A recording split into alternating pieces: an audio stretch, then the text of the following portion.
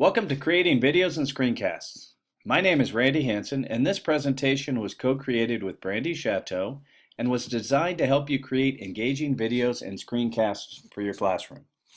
Let's begin with our best practices and tips for planning, producing, and publishing professional videos.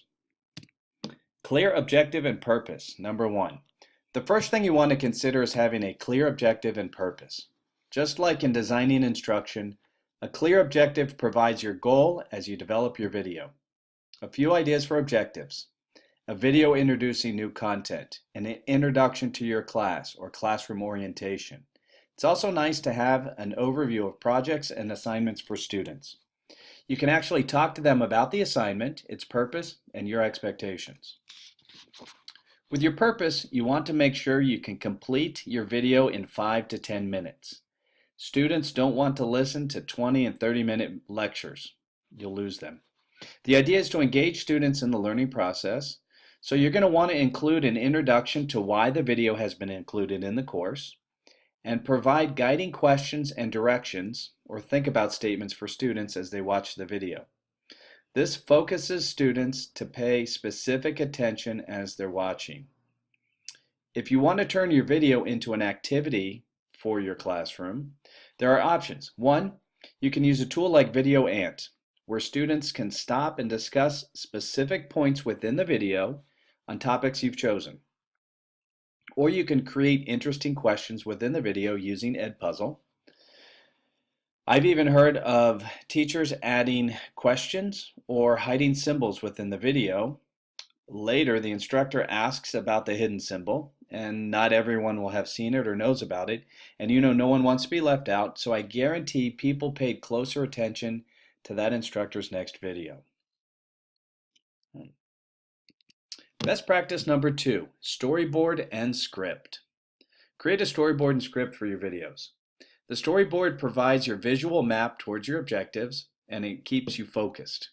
As you can see on the screen, your storyboard doesn't have to be detailed or professional, only to make sure you've thought through the process and steps so they are clear before you actually start videotaping. Second, have a script.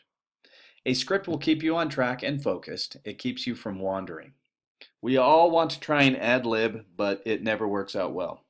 First instinct might be that it's a lot of work. Yes, it is. A great tip, though, is to use voice typing in Google Docs. I'll do a walkthrough of my presentations. I have Google Docs open, voice typing enabled, and it records my words. Once I have a draft of my script, I go back and edit, I clean it up, and when I'm ready for my final take, I now have a complete script that I follow verbatim. A second benefit to scripting is to comply with the Americans with Disabilities Act, the ADA. It's mandatory to have closed captioning for all online educational videos. After you've created your video, you can use your script to easily add closed captioning for ADA and 508 compliance. Okay, tip 3. Let's talk about images and video. In your video, you might want to add some images. You might add background music or an audio track. You want to make sure that you have legal right to use the images and audio tracks. Look for Creative Commons licensed images using the search creativecommons.org site, or you can perform your own Google search. I have an example of a search for royalty-free up on the screen. I changed my usage rights, this first arrow right here. If you select it,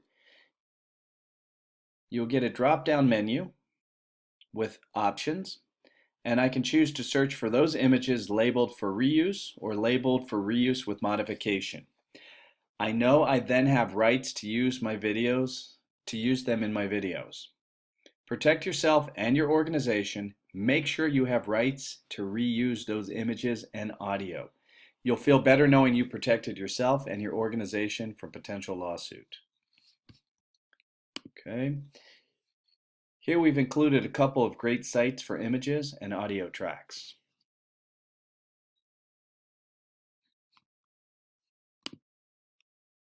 Tip number 4 is branding.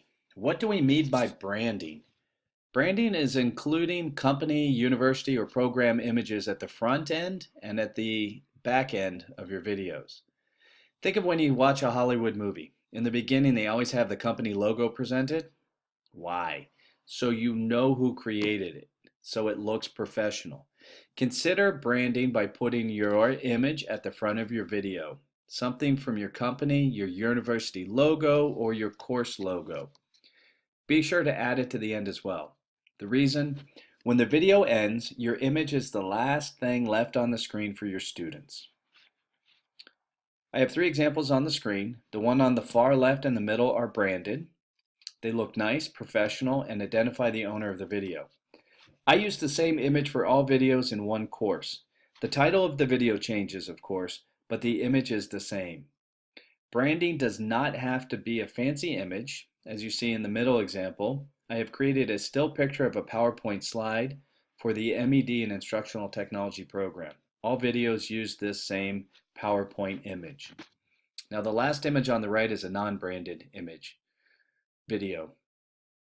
And as you're waiting to watch the video, all you're going to see is a man standing in the middle of a classroom. To me, the others are much more professional looking. Okay. Tip 5, publishing. Let's talk about publishing your video. Once you've created your video, then what? I want to add my branding, so how am I going to do that? Well, use a free movie editor like iMovie or one of several free online choices. You'll be able to cut, crop, eliminate any dead spaces, and add your brand. Once you've finished, publish your videos as an MP4.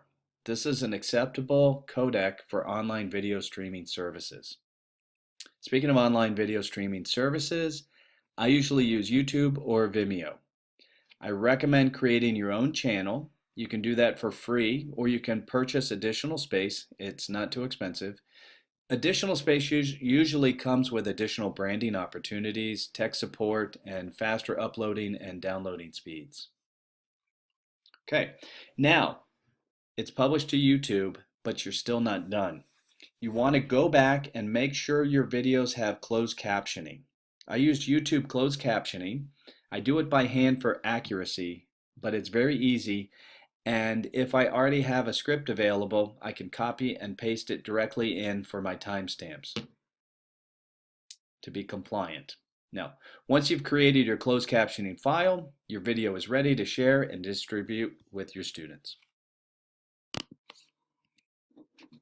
Number 6, embedding in your learning management system.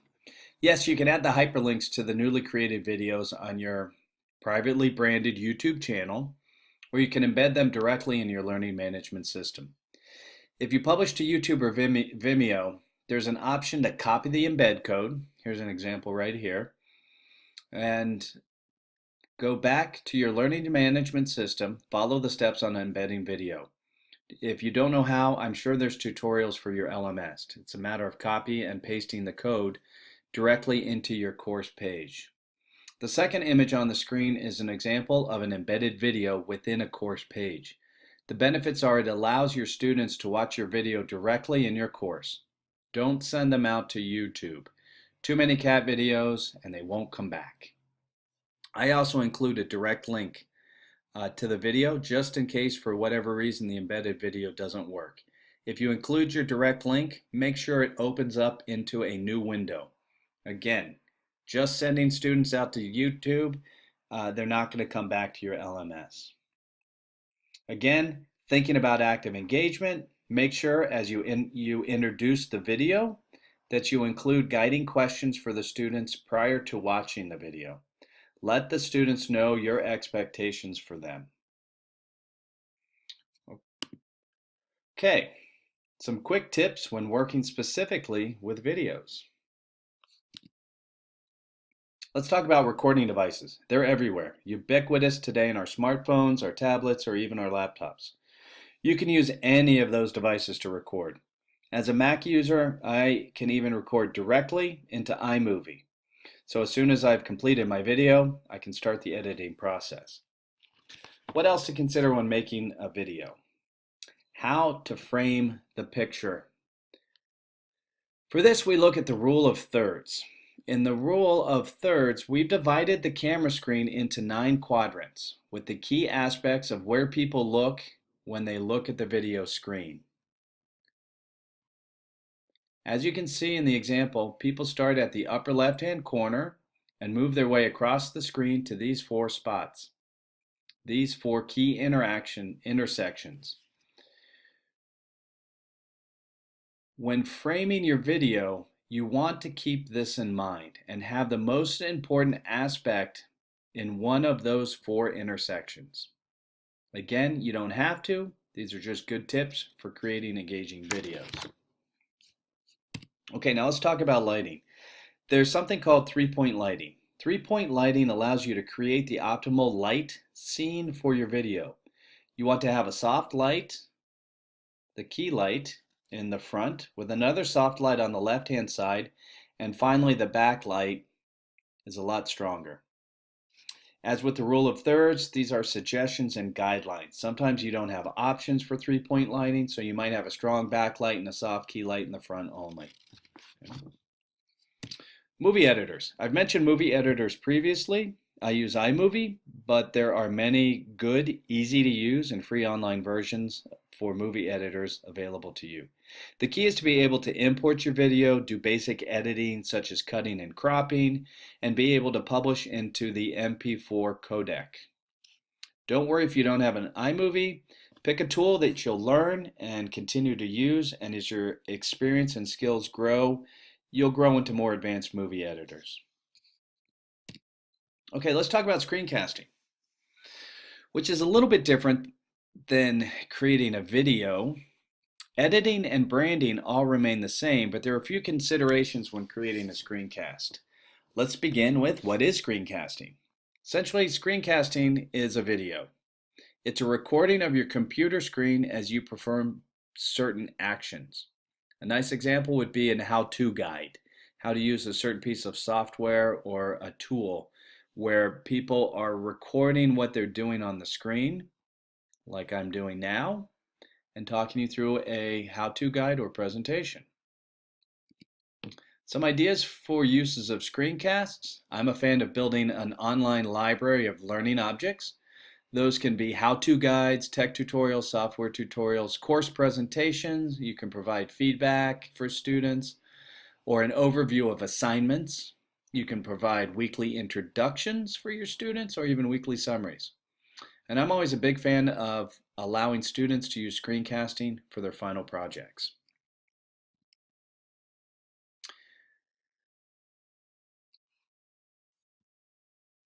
More on screencasting. First, let's start with free tools. You can pay for screencasting tools, there's a couple available, or you can use free options.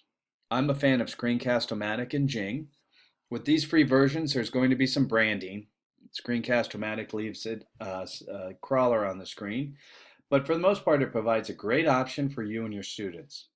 Additionally, all the same elements of good video design come into play. Have a clear objective, storyboard and script your video. Use an external mic. They're not very expensive. You can buy a boom mic, but it will add a lot of clarity for your screencast. As with videos, you're going to want to make sure you edit and brand your screencast. And finally, when you're publishing, make sure you are ADA compliant with closed captioning. Because it's a screencast does not mean you don't have to include closed captioning. Okay, great tip. If you're doing a screencast and recording what's available on your screen, make sure you clean out all those extra file images and background noise, if you will. It's distracting and you don't necessarily need your students or colleagues noticing what's on your desktop. Also, just capture what you want to show. Even if you've cleaned your desktop and you're showing a website, you don't necessarily need to capture the entire screen, just the website itself. As you have a clear purpose, also have a clear video of only what it is you're trying to show for your students. Okay, some quick final thoughts. I believe I've covered a lot of the how-tos to get started with videos and screencastings, adding your branding and making sure you publish online and are ADA compliant. So the one final thought I would give is for you to be yourself.